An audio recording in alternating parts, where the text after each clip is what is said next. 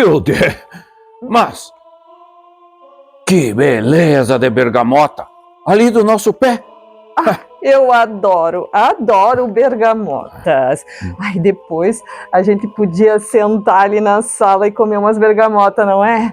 Mas antes eu preciso falar com o Antônio. Hã? Não, é que eu preciso saber, assim, qual é o assunto do episódio de hoje. Buenas, Argemiro e Matilde! Me deliciando também com as bergamotas, eu quero convidar vocês a acompanhar comigo o relato da Batalha de Mbororé, feito por um jesuíta que estava no calor dos embates, o padre Cláudio Ruyer. Professor Antônio, como nós vimos lá no episódio anterior, os povoados missioneiros estavam preparados militarmente para enfrentar os bandeirantes na Batalha de Mbororé? E como isso foi possível? Mas de onde eles conseguiram tirar informação sobre o fato que o inimigo se aproximava?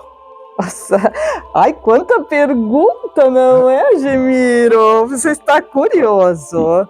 Argemiro, os tempos eram outros, mas tanto os indígenas quanto os povoados missioneiros se comunicavam entre si. Como muitos jesuítas possuíam experiência em estratégia militar antes de entrar na companhia, e outros já tinham passado pela triste experiência de verem seus povoados atacados pelos luso-brasileiros, a forma eficiente encontrada por eles foi estudar como e por onde chegariam os inimigos.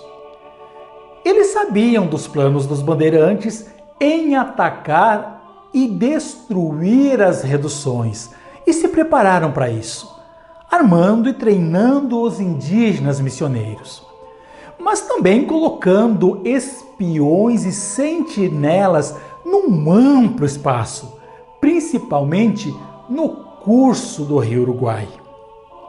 Mas foram igualmente auxiliados pela sorte, pois em dezembro e janeiro de 1641 aconteceu uma grande enchente e o Rio Uruguai subiu e levou consigo mais de 100 canoas recém-esculpidas pelos bandeirantes, algumas delas cheias de flechas e alimentos. Isso deu a certeza de que eles estariam chegando. Assim, em 8 de janeiro, o padre Cláudio chegou em Acaraguá com 2.000 guerreiros missioneiros de várias reduções para esperá-los. Os missionários, para ter certeza do que estava acontecendo, enviaram rio acima os padres Cristóbal de Altamirano, Diego de Salazar, Antônio de Alarcón e o irmão Pedro de Sardone, com um bom número de soldados, com ordens para que obtivessem informações sobre o inimigo e seus planos. E caso surgisse alguma boa oportunidade de atacá-lo, que não a deixassem escapar.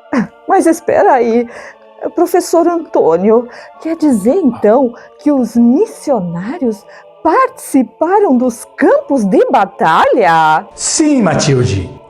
No dia 9 de março, por exemplo, na luta acontecida em pleno Rio Uruguai, depois que o capitão Guarani Inácio Abiaru, com apenas 15 canoas, atacou mais de 50 portuguesas por mais de 2 horas, obtendo grande sucesso na luta, ouça o que escreveu o padre Ruyer sobre o que aconteceu na sequência. Abre aspas. Chegou o padre Altamirano, encorajando novamente os índios, que animados investiram contra o inimigo e o fizeram fugir vergonhosamente por mais de 8 quadras e saltaram em terra, recusando-se a lutar mais, embora provocados e instigados vigorosamente pelos nossos. Nesse momento, chegaram mais 3 bandeiras do inimigo e, vendo o grande poder que traziam, o padre retirou os índios contra a vontade deles, pois, embora fossem poucos, estavam dispostos a morrer pela pátria e pela fé. O padre os levou todos para Bororé, sem que houvesse feridos ou qualquer incidente que temíamos muito, pois choviam flechas e balas como granizo sobre os nossos, mas sem causar dano algum.